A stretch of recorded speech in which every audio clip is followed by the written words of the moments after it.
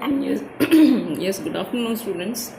See, till now, in order to fulfill his mission of 100 tigers, the Tiger King has even threatened the Diwan of losing, that Diwan might lose his job if 100 tiger is not arranged for the king so that he can hunt and complete his mission, fulfill his mission, and prove that astrology wrong. What the Diwan had done, luckily the Diwan had one tiger which he had brought from the museum of Madras. So during the night where the king was staying in order to find a tiger, there the Diwan had left the tiger with lot of courage. Diwan and his wife, they have pushed the tiger inside the car and finally reached that particular place, particular jungle, and left the tiger there. Now let us continue. Next day. On the following day, the same old tiger wandered into the Maharaja's presence. He was wandering, moving from one place to another in the Maharaja's presence, and stood as if in humble supplication. Right? Stood as in humble supplication, Master, what do you command of me? Now, the tiger stood there very humbly, and he has a sort of surrendered, right? In a humble supplication. He has just surrendered before the king, the tiger. That is why the word humble supplication. Otherwise, supplication means to beg or to plead before someone. Here, the tiger was standing in humble supplication. Master who is referred as master here, the Tiger King. Okay, what do you command of me now? What is the order? It was with boundless joy that the Maharaja took careful aim at the beast. The tiger fell in a crumpled heap, just like a dead body, without any movement. He fell down. I have killed the 100 tiger. My vow has been fulfilled. My pledge, my vow has been fulfilled. The Maharaja was overcome with joy, with elation, ordering the tiger to be brought to the capital in grand procession. Procession, you know, students, when everything is done in a very grand manner and people move on the roads and something like that. Hindi में जिसको बारात बोलते हैं. Procession is not only related to marriages, okay? So just understand this word. So he ordered that the tiger should be brought in a very grand procession, and the Maharaja hastened away in his car, left that place quickly. After the Maharaja left, the hunters went to take a closer look at the tiger. The tiger looked back at them. Who are them here? The hunters. Rolling its eyes in bafflement, in a lot of confusion. What had happened? See, as destiny desires, the tiger was not killed. He had, just because of that sound of the bullet, crumpled down.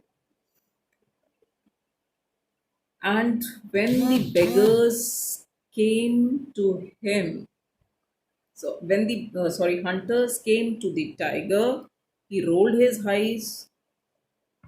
He was in utter confusion. The men realized that the tiger was not dead. The bullet had missed it. It had fainted. It has crumpled from the shock of the bullet whistling past, making sound and passing his ears, maybe. The hunters wondered now what they should do. Shall they inform the king that the hunter tiger was not killed? They decided that the Maharaja must not come to know that he had missed his target. If he did, they would lose their job. And everybody wants their job. So one of the hunters took aim from a distance at 1 foot and shot the tiger. This time he killed it without missing his mark. So see students, when destiny plays a role, it is what is going to happen, what is destined to happen. Okay, again, it is though a matter of belief. Somebody believes it, and then, as commanded by the king, the dead tiger was taken in procession through the town and buried. A tomb, tomb, was erected over it because it was the milestone of the Tiger King. It was the great achievement of the Tiger King because, according to the Tiger King, he has proved that astrologer wrong and he had killed 100 tigers. So, obviously, that last tiger, according to the king, uh, he commanded some respect rather. So, his tomb, he was buried, a tomb was erected, built over it a few days later. Now the Maharaja was fine, all okay. Now he was paying attention towards his other jobs as a father, as a king. So few days later, the Maharaja's son third birthday was celebrated. Because when first and second birthday was there, might be he was busy with his own very important mission of killing tigers. Now on the third birthday of his son, until then the Maharaja had given his entire mind over to tiger hunting, as I told you. Now he had no time to spare for the crown prince. Now this was his son was the crown prince, his heir, HEIR. But now the king turned his attention to the child. He wished to give him some special gift on his birthday. He went to the shopping center in Pratibandhapuram and searched every shop but could not find anything suitable to present as a gift to his son on his third birthday. Finally, he spotted a wooden tiger in a toy shop and decided that it was the perfect gift. Obviously, he was the tiger king, so a wooden tiger would be a perfect gift for the son of the tiger king. The wooden tiger cost only 2 annas and a quarter. This is the terms used for counting rupees and paisa during that time. So, 2 annas. When I was a child, there was 4 anna means 25 paise. I don't know how much 2 annas is. Anyways, so the wooden tiger cost only 2 annas and a quarter, but the shopkeeper knew that if he quoted such a low price to the Maharaja, he would be punished under the rule of the emergency. So he said, Your Majesty, this is an extremely rare example of craftsmanship. Means some very renowned craftsmen have crafted this and made this tiger. So all the best artists of the kingdom, they have made this tiger. So a bargain at 300 rupees. Shopkeeper thought that he is very intelligent. 2 annas for the tiger, but he projected that toy tiger rather, the wooden tiger, in such a manner that a bargain was reached at 300 rupees. Very good. Let this be your offering to the crown prince on his birthday. The king was also very smart. The king said, Okay, fine, Mr. Shopkeeper. This would be a gift from your side to my son. So, this would be your offering to the crown prince on his birthday, said the king, and took it away with him. On that day, father and son played with that tiny little wooden tiger. That was the toy tiger. Okay. They played. It had been carved by an unskilled carpenter. Its surface was rough, tiny slivers of wood stood up like quails all over. See, tiny slivers of wood. You might have seen that when things are not made properly, there are small slivers. Okay, that pointed pieces. Sometimes it also peers into our hands when we touch some rough wood or something like that. So they are called slivers. Okay. There were tiny slivers of wood stood up like quills all over that toy tiger. Like quills, again, quills is a sharp, pointed thing that, as if you have seen, just imagine porcupine, and there are quills over his body to protect himself. That means the porcupine, they protect themselves from the other predators, other hunters, other animals. So this toy tiger, they have slivers just like quills all over.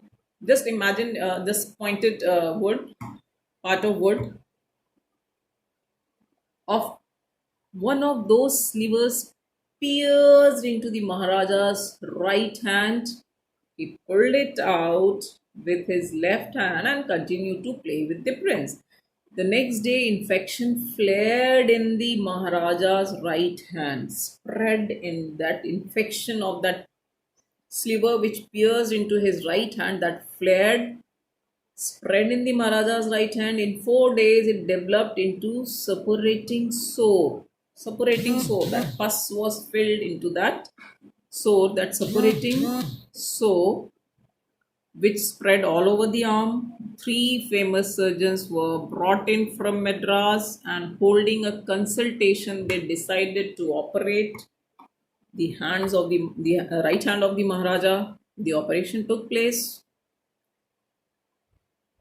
Three surgeons who performed it came out of the operation theatre and announced the operation was successful.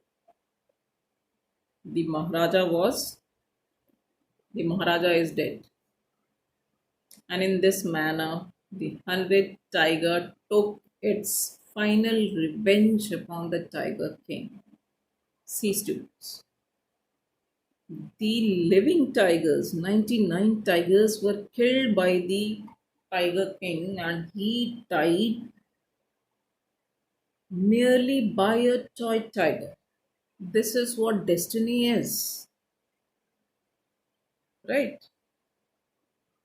And the author has very appropriately, in a very apt manner, he just, in the last line, he said, in this manner, the 100th tiger, the toy tiger, took its final revenge upon the Tiger King. So, this is a revenge, because when whatever bad we do, that bad ultimately comes to ourselves. This is the end of the story. And I told you in the beginning only that killing of wild animals is one of the main themes of this chapter. And second theme I told you is that when somebody is on administrative post, that person should not be ruthless, should pay heed towards his duty as a true statesman, as a true ruler, not as if he is a dictator or he can do anything whatever he wants. Okay, now we will discuss the question and answer later on. Thank you.